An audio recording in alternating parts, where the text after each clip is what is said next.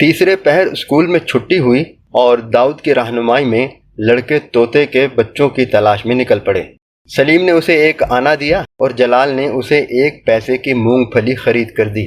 گلاب سنگھ اور بشیر نے اسے وعدہ کیا تھا کہ وہ کل اسے اپنے گھروں سے گڑ لا کے دیں گے اور داؤد اس کے عوض انہیں طوطے کا ایک بچہ دینے کا وعدہ کر چکا تھا۔ مجید سے اس نے کوئی قیمت نہیں مانگی تھی، تاہم وہ داؤد کے بعد دوسرا بہترین طوطا حاصل کرنے کے لیے اسے مور کا ایک انڈا دینے کا لالچ دے چکا تھا۔ 2 لڑکے داؤد کے اپنے گاؤں کے تھے اور اس نے پہلے ہی ان سے شرائط طے کر رکھی تھیں۔ راستے میں مجید نے داؤد سے پوچھا، اگر بچے تھوڑے ہوئے تو؟ داؤد نے جواب دیا، نہیں، اس درخت پر کئی گھونسلے ہیں، صرف چڑھنا ذرا مشکل ہے۔ مجید نے کہا، تم کہتے تھے کہ بولنے والا طوطا تم کسی کو نہیں دو گے۔ داؤد نے جواب دیا، اگر 2 ہوئے تو میں 1 تمہیں دے دوں گا۔ سلیم نے کہا، اور مجھے نہیں دو گے؟ اگر زیادہ ہوئے تو تمہیں بھی دوں گا۔ سلیم نے کہا، داؤد درخت پر چڑھ کر تمام گھونسلے اچھی طرح دیکھنا۔ داؤد نے جواب دیا، دیکھوں گا، لیکن وہ طوطے جن کے گلے میں دھاری ہوتی ہے زیادہ نہیں ہوتے۔ سلیم نے کہا، دیکھو داؤد، مجھے دھاری والا طوطا چاہیے، میں کل تمہیں 1 آنا اور لا دوں گا اور گڑ بھی لا دوں گا۔ مجید کو یہ بات پسند نہ تھی کہ سلیم اس کی موجودگی میں کسی اور کی منت کرے۔ اس نے کہا، سلیم، اگر اس نے تمہیں دھاری والا طوطا نہ دیا تو میں خود درخت پر چڑھ کر تمہیں طوطا اتار دوں گا۔ داؤد نے کہا، میں شرط لگاتا ہوں، تم اس درخت پر نہیں چڑھ سکتے، اس کا تنا بہت موٹا ہوتا ہے، صرف ایک ٹہنی ہے جسے پکڑ کر اوپر چڑھا جا سکتا ہے، لیکن تم میں سے کسی کے ہاتھ وہاں تک نہیں پہنچ سکتے۔ اس ٹہنی کو پکڑنے کے لیے مجھے بھی تمہارا سہارا لینا پڑے گا۔ مجید نے کہا، سلیم، اگر تمہیں دھاری والا طوطا نہ ملا تو میں تمہیں اپنا طوطا دے دوں گا، میں دوسرا لے لوں گا۔ پیپل کے درخت کے نیچے پہنچ کر لڑکوں نے اپنے بستے زمین پر رکھ دیے۔ مجید اور جلال نے داؤد کو سہارا دینے کے لیے ایک دوسرے کی کلائیاں پکڑ لیں۔ ایک لڑکا ان کے قریب زمین پر ہاتھ ٹیک کر بیٹھ گیا۔ داؤد نے ایک پاؤں اس کی پیٹھ پر رکھا اور دوسرا پاؤں مجید اور جلال کی کلائیوں پر رکھ دیا۔ پھر اس نے دونوں پاؤں ان کی کلائیوں پر رکھ دیے۔ بوجھ سے جلال کی کمر جھک رہی تھی، لیکن مجید نے اس کی کلائیاں پکڑ رکھی تھیں۔ جلال کہہ رہا تھا، داؤد جلدی کرو۔ داؤد نے مجید اور جلال کے سروں پر ہاتھ رکھ کر کھڑا ہونے کی کوشش کی، لیکن ابھی اس نے درخت کی شاخ پر ہاتھ نہیں ڈالے تھے کہ جلال اپنی جگہ سے ہل گیا۔ جلال کے بچے تم!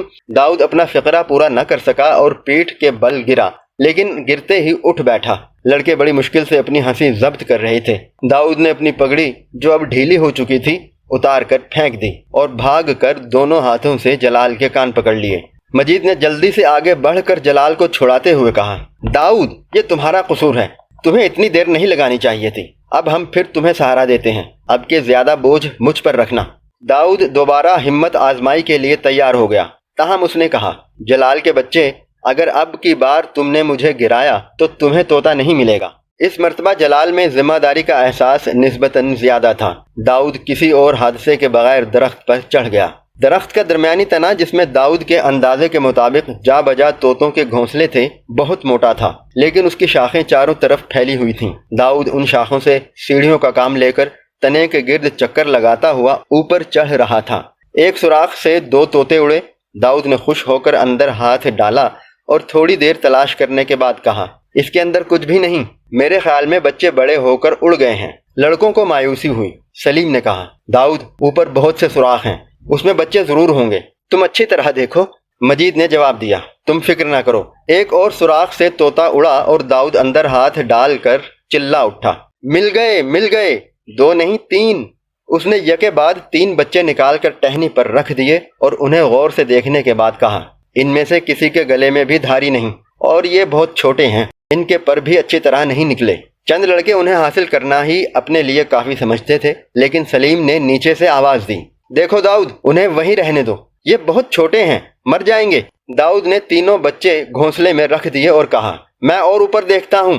ایک اور گھونسلے سے داؤد کو 2 بچے ملے، لیکن اسے کسی کے گلے میں دھاری نظر نہ آئی، تاہم یہ کافی بڑے تھے۔ نیچے لڑکے اپنی جھولیاں تانے کھڑے تھے، لیکن داؤد نے کہا، میں واپسی پر انہیں اپنی جھولی میں ڈال لاؤں گا، ابھی اوپر اور گھونسلے ہیں۔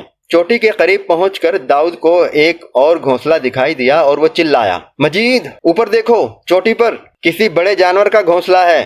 مجید نے تھوڑی دیر غور سے دیکھنے کے بعد کہا، یار، یہ بہت بڑا گھونسلہ ہے، کہیں چیل کا تو نہیں؟ جلال نے کہا، داؤد، میری ماں کہتی تھی کہ چیل کے گھونسلے میں سونا ہوتا ہے۔ مجید نے کہا، تم بکتے ہو، بھلا چیل سونا کہاں سے لاتی ہے؟ جلال نے کہا، سچ کہتا ہوں مجید، ماں کہتی تھی کہ چیل کے گھونسلے میں سونا ہوتا ہے۔ مجید نے کہا، اگر نہ ہوا تو؟ جلال کے پاس اس سوال کا کوئی جواب نہیں تھا، لیکن سلیم نے کہا، ہاں مجید، جلال جھوٹ نہیں کہتا، چیل کے گھونسلے میں سونا ہوتا ہے۔ تمہیں وہ کہانی یاد نہیں؟ ایک رانی نہا رہی تھی، اس نے اپنا ہار اتار کر مکان کی چھت پر رکھ دیا اور چیل اسے لے کر اڑ گئی۔ ایک آدمی جنگل میں لکڑیاں کاٹنے گیا تو اسے چیل کے گھونسلے سے سونے کا ہار مل گیا۔ وہ ہار اٹھا کر راجا کے پاس لے گیا اور راجا نے اسے بہت سا انعام دیا۔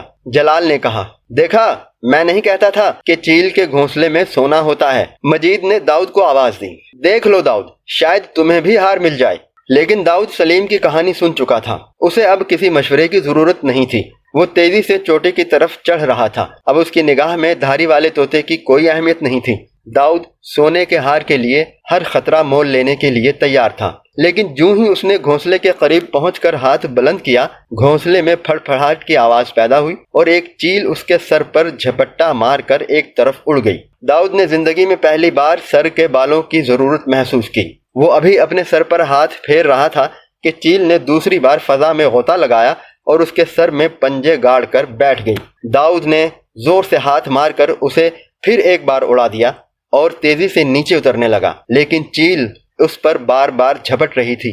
تھوڑی دیر میں داؤد چوٹی کی پتلی اور خطرناک ٹہنیوں سے اتر کر قدرے مضبوط شاخوں پر پاؤں رکھ چکا تھا، لیکن اتنی دیر میں مادہ چیل کی چیخیں سن کر نر بھی اس کی مدد کے لیے پہنچ چکا تھا اور وہ دونوں یکے بعد دیگرے اس پر جھپٹ رہے تھے، اور اس کی ٹھونگوں اور پنجوں کا ہدف داؤد کی استرے سے منڈی ہوئی چمکدار کھوپڑی تھی۔ نیچے اس کے ساتھی قہقہے لگا رہے تھے اور وہ اوپر چلا رہا تھا، جلال کے بچے، تمہاری ماں نے چیل کے گھونسلے میں سونا۔ چیل نے اس کے سر پر جھپٹا مارا اور وہ اپنا فقرہ پورا نہ کر سکا۔ مجید بار بار کہتا، آئی آئی چیل آئی، اور داؤد اپنے ایک ہاتھ سے ٹہنی پکڑ کر دوسرے ہاتھ اور بازو کو اپنے سر اور آنکھوں کے لیے ڈھال بنا لیتا، پھر وہ تیزی سے چند قدم نیچے آ جاتا۔ مجید پھر چلایا، اب دوسری آئی۔ داؤد نے گرتے سنبھلتے چیختے چلاتے درخت کی نچلی ٹہنی پر پہنچ کر زمین پر چھلانگ لگا دی۔ اس کے سر میں چیلوں کے پنجوں اور ٹھونگوں کے نشان تھے اور کہیں کہیں سے خون بھی رس رہا تھا۔ لڑکوں کے قہقہے اب بند ہو چکے تھے۔ داؤد تھوڑی دیر بے حس و حرکت زمین پر بیٹھا اپنے ساتھیوں کی طرف دیکھتا رہا۔ بالآخر اس نے کہا، جلال کے بچے، تم بھی ہنستے تھے؟ جواب نہ پا کر اس نے مڑ کر چاروں طرف دیکھا، جلال وہاں نہ تھا۔ رام لال نے ایک طرف ہاتھ اٹھاتے ہوئے کہا، ارے جلال وہ جا رہا ہے۔ کہاں؟ داؤد نے اٹھتے ہوئے کہا، وہ دیکھو۔